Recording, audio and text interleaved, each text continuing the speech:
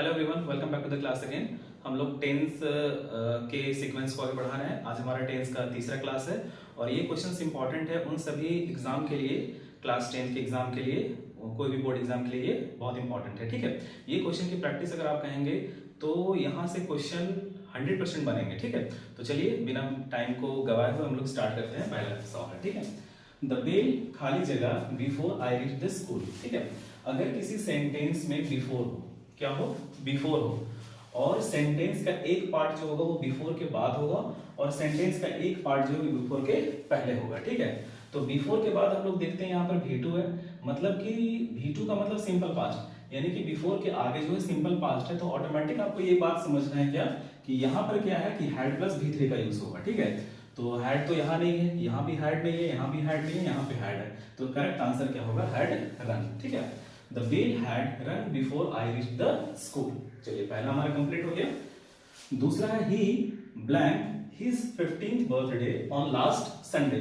मैंने आपसे previous class में क्या कहा था कि अगर किसी सेंटेंस में लास्ट हो, है ना, तो वो क्या बोलता है कि अगर किसी सेंटेंस में, ठीक है, अगर किसी सेंटेंस में लास्ट हो तो ब्लैंक में हम लोग V2 का यूज करेंगे। ठीक है, तो हैड के साथ ये V3 है, V2 तो है नहीं, ING लगा हुआ है, ये V2 तो है नहीं, ES लगा हुआ है, ये V5 है, V2 नहीं है, तो V2 ये है, he celebrated his 15th birthday on last Sunday। okay, then next question is my mother blank when I returned home। यहाँ पर देखिएगा when से पहले जो है और when के बाद जो है यहाँ दो काम हो रहे हैं। ठीक है, सबसे पहला तो क्या है कि when से पहले जो है माई मदर के बारे में बात हो रहा है, सब में स्लीप स्लीप स्लीप स्लीप है, यानी कि सोने की बात हो रही है, माँ के सोने की बात हो रही है, और एक तरफ वेन के बाद जो सेंटेंस है मेरे घर वापस लौटने की बात हो रही है। तो जब यहाँ पर वेन से दो काम जुड़े हुए हैं, ध्यान रखिएगा, जब किसी सेंटेंस में वेन से दो काम हो तो अगर पहला सिंपल पास्ट हो तो दूसरा जो है वो क्या होगा, प्रेजेंट कॉन्टिन्यूअस होगा। ठीक है, मैंने क्या कहा कि अगर किसी सेंटेंस में वेन से जुड़ा हुआ दो काम हो और अगर पहला सिंपल पास्ट हो तो दूसरा क्या होगा, पास्ट कॉन्टिन्यूअस होगा। ठीक है, चलिए अब मैंने आपसे बताया था पिछले प्रीवियस क्लास में कि लुक के बाद अगर एक्सक्लेमेशन मार्क है तो आपको समझ जाना है कि ये क्या होगा, ING वाला होगा। ठीक है, लुक के बाद अगर एक्सक्लेमेशन मार्क हो तो वो ING वाला होगा, यहां तो ING है नहीं। हाँ, अब यहां भी ING है और यहां भी ING है और यहां भी ING है। देखिए लुक द मैन तो ING होगा, लेकिन ING के पहले इज एम और आर होगा, तो यहाँ पे इज एम आर नहीं है, ING है लेकिन इज एम आर नहीं है, यहाँ पर है लेकिन द मैन, यहाँ एक आदमी की बात हो रही है तो यहाँ पे आर का यूज नहीं होगा।